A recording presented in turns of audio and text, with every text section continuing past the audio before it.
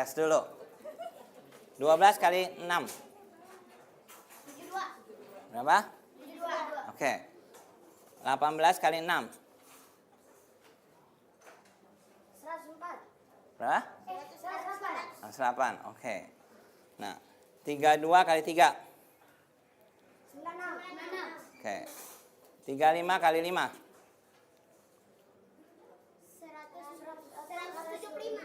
Berapa? 175. Berapa? Betul? Ya sudah, betul. Oke. Sekarang kalau misal 12 kali 11. 132. 132. 13 kali 12. 156. Oke. 21 kali 13. 273. 273. Ya, udah bagus. Sekarang pembagiannya tes dulu. Nah, pembagian coba sini. 42 bagi 6. 7. Ya. 24 bagi 8. 3. Nah, 12 bagi 4. 3. Nah, 63 bagi 7. 9. Nah, 72 bagi 8. 9. Oke. Nah, sekarang 41 bagi 8. 5 sisa 1. Oke, bagus. 25 bagi 8.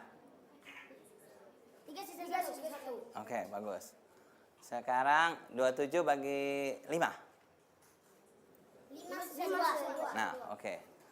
Nah, jadi sudah bagus. Kamu penjumlahan. Sekarang penjumlahannya. Penjumlahannya tes dulu. Masih jago. Coba. 23 tambah 14 berapa? 37. Nah, 37 tambah 48 berapa? 85. Oke. 49 tambah 36 berapa? 86. Oke, ya. Nah, anak-anak ini 3 bulan yang lalu dikirim dari Jayapura, dan itu anak yang dianggap paling gak bisa matematika di Jayapura. Gitu. Jadi dari seluruh anak di Kabupaten Jayapura, ini anak yang dianggap paling gak bisa. Oleh bupatinya dikirim ke sini, ada 10 orang. Nah, sekarang lihat kemampuan begini kan kita senang, betul nggak? Ya, jadi kita kan mau anak-anak kita di Indonesia ya kayak gini semua gitu. Kalau kayak gini semua kan Indonesia maju gitu. Nah, makanya gerakan ini harus terus jalan nih gitu loh. Ya. Oke, sekarang kamu duduk dulu, nanti giliran belajar pecahan ya sebentar. Oke. Jadi nggak ada yang nggak bisa gitu, semua bisa. Nah, ini kan ngasih harapan buat Bapak Ibu nih yang masih terseok-seok sedikit.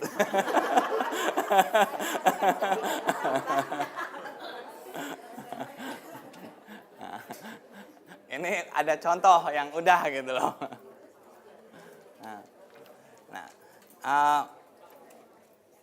Kalau kemarin saya ketemu dari satu ibu mungkin dari Jember. Di sini juga ada Ibu Sulis. Ibu Sulis mana Ibu Sulis? Ada Ibu Sulis. Nggak datang ya? Oh, iya Ibu Sulis. Ada yang dari Jember. Mereka sedang buat gerakan ibu-ibu pandai matematika juga di Jember. Dan mereka bilang itu sekarang di Jember kayak istilah mereka sih namanya kerasukan matematika gitu. Soalnya hari Minggu, hari libur gitu, mereka mau belajar matematik dari pagi sampai sore gitu, setiap hari Minggu. Nah, kemudian ada yang datang dari tempat yang jauh, dia sewa omprengan yang mobil itu, 15 orang numpuk gitu, mereka ramai-ramai datang ke tempat sana hanya belajar matematika gitu. Jadi ada gerakan yang cukup bagus di daerah Jember di sana. Nah, Jember dan sekitarnya, nah kita harap ini bisa gerakan ini menular di mana-mana gitu loh. Jadi ya kita lihatlah ke depannya. Saya berharap besar kita bisa bangun Indonesia lewat ini. Nah, sekarang mungkin ada bagian yang belum saya sempat latih gitu ya. Yaitu masalah pembulatan kemarin. Kalau harga 9.300, berapa nih uang yang diperlukan? Kita bilang sekitar 10.000 gitu kan. Itu kan namanya pembulatan gitu. Kalau misalnya beli barang 9.300, kemudian beli barang katakan 7.200 gitu. Nah, mesti ngasih uang berapa nih gitu. Nah, itu kan berarti 10.000, 10.000, 20.000 lah, kasih 20.000 pasti ada kembalinya gitu. Nah, itu pembulatan-pembulatan ini kan penting sekali. Nah, sekarang bagaimana kita melakukan pembulatan dalam matematika? Biasanya kadang-kadang anak-anak ini sering merasa kesulitan dalam membulatkan kalau bilangannya seperti ini misalnya. Misalnya ada bilangan 2478 gitu. Dibulatkan. Bulatkan ke puluhan terdekat. Kadang-kadang mereka bingung gitu.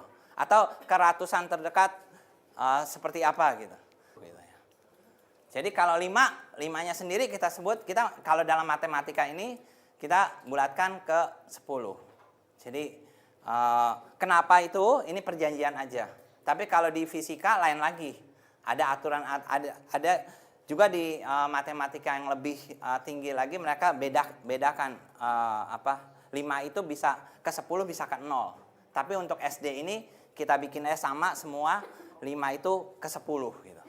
Jadi lebih besar atau sama dengan 5 itu ke 10. Jadi kalau katakan 6 ya 10.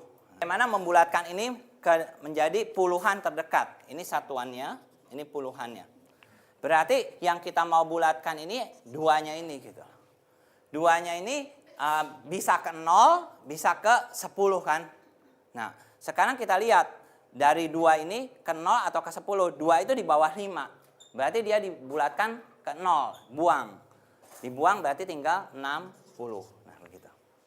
Kalau 64, kita lihat 4-nya satuannya. Mau dibulatkan kemana? Nah, berarti 4 itu di bawah 5. Berarti akan dibulatkan menjadi 0, dibuang. Jadi hasilnya adalah 60. Gitu. Nah, sekarang kalau misalnya 76. Nah, sekarang kita lihat 6 itu di atas 5. Berarti kita bulatkan menjadi 10. Kalau menjadi 10 otomatis bisa 7 ini menjadi 8. Jadi menjadi 80. Nah, sekarang kalau misalnya gini. 89. Nah, cara cepatnya adalah kita lihat ini yang akan kita bulatkan. Nah, bisa 0, bisa 10. Berarti ini menjadi 90. Nah, begitu. Dan seterusnya, sehingga anak itu bisa atau kalau biasa juga ada orang seperti ini, misal 89. Ini kita lihat aja 8-nya ini, 8 ini akan bisa jadi 9 atau tetap 8. Lalu lihat angka belakangnya. Angka belakangnya di atas 5, maka ini menjadi 90.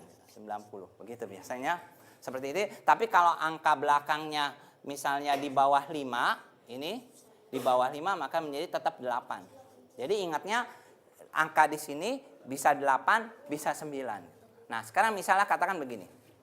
78. Nah, angka di sini bisa 7, bisa 8 gitu. Tapi di sininya 8 maka ini menjadi 8. Nah, seperti itu. Ini manfaatnya apa? Manfaatnya kita lihat berikutnya. Misalnya kalau angkanya 138.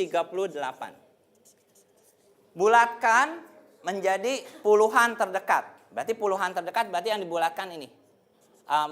Ini yang artinya puluhan terdekat. Maksudnya 3-nya ini akan berubah. Jadi 3 atau jadi 4 gitu. Nah, berarti ini jadi berapa? 140. Nah, kalau misalnya 152. Kita lihat, bulatkan ke puluhan terdekat. Puluhan terdekat, berarti sini. Puluhan terdekat, 5-nya ini yang berubah. 5 atau jadi 6. Nah, berapa? 100, berapa? 150, oke. Nah, kemudian kalau misalnya 237. Nah, ini bulatkan ke ratusan. Nah, ratusannya kita lihat. Dia cuma bisa 2 dan 3 gitu. Nah, kita lihat 2 dan 3 angka sesudahnya. Angka sesudahnya 3 itu di bawah 5. Maka dia menjadi berapa? 200 gitu. Itu kalau ke ratusan terdekat. Nah, kemudian 359. Nah, di sini kita lihat ratusan terdekat. Berarti kita lihat ini bisa jadi angka 3, bisa jadi angka 4. Nah, lihat angka sesudahnya 5, berarti angka ini tetap berapa? Jadi akan berubah menjadi 4. Maka 4 ratus. Nah, itu keratusan terdekat, ke puluhan terdekat. Nah. Sekarang 594. Keratusan terdekat berapa? Ya, ya nggak apa-apa, sebut aja ya. Oke. Kalau 513, keratusan terdekat berapa? Berapa? 500. Kalau ini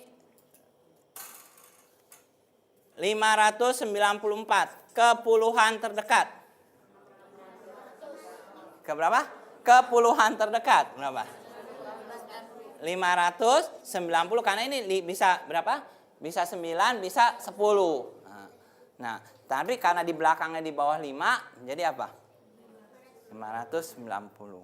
Tapi kalau misalnya 596.